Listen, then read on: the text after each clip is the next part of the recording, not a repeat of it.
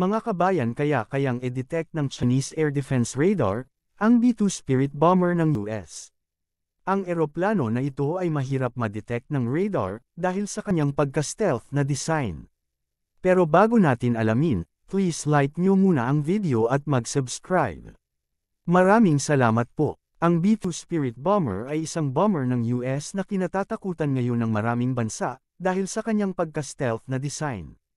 Ito ay naka-design para sa long-range mission at kaya nitong magdala ng conventional at nuclear bomb, kaya din ito pumasok sa kaloob-looban ng isang bansa nang hindi nalalaman dahil sa kanyang special radar-absorbing materials na tumutulong para maiwasan ang radar detection.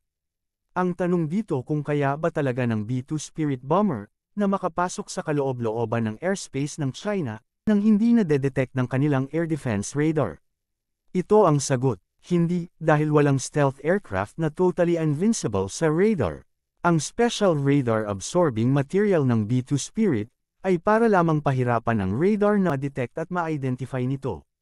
Pero dahil sa mga advanced na radar system ng China, malaki ang chance na ma-detect nila ang B-2 Spirit bomber, sa kabila ng stealth design nito, dahil hindi ito tunay na invisible sa radar, at kaya e-track ng kanilang mga advanced radar system sa ilalim ng ilang kondisyon.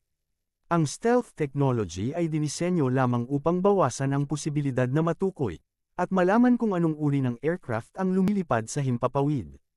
Ang China kasi bumuo ng sopistikadong radar systems, kabilang ang phased array radar, na dinisenyo upang i-detect ang mga stealth aircraft na nasa kanilang himpapawid.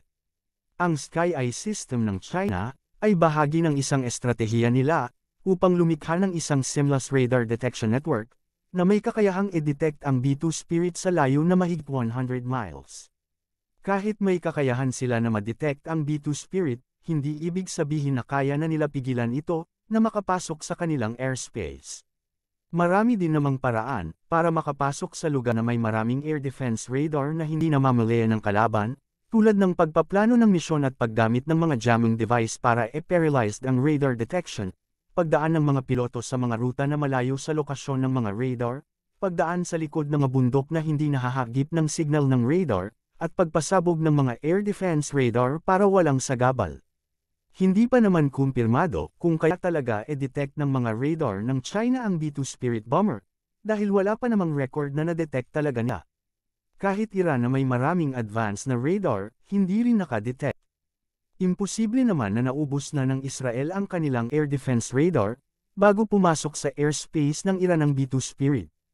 Kahit maubos na ng Israel ang kanilang fixed air defense radar, mayroon talaga maiiwan na air defense radar na nakalagay lang sa sasakyan. Kahit ang mga radar ng ibang bansa, na dinaanan ng B-2 Spirit na makikita sa mapa, ay hindi rin nakadetect.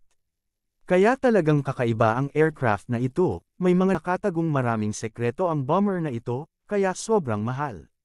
Kung i-compare ang US sa ibang bansa pagdating sa paggawa ng mga stealth aircraft, talagang napakalayo, dahil na perfect na ng US ang paggawa ng stealth aircraft.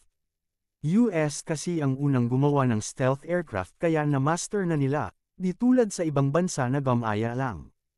Kaya hindi pa nila ma-perfect ang paggawa ng stealth aircraft. Kung sa akin lang, maliban sa special absorbing material ng B-2 Spirit, mayroon pa itong mga special device na ginagamit para lalong maging invincible sa radar. Hindi lang pinapaalam sa mundo para hindi makontra. Kaya kampante ang US na gamitin ito, kahit malayo pa ang pinanggalingan, dahil may tiwala sila sa kakayahan ng aircraft na ito. Yun lang mga kabayan, maraming salamat sa time ninyo.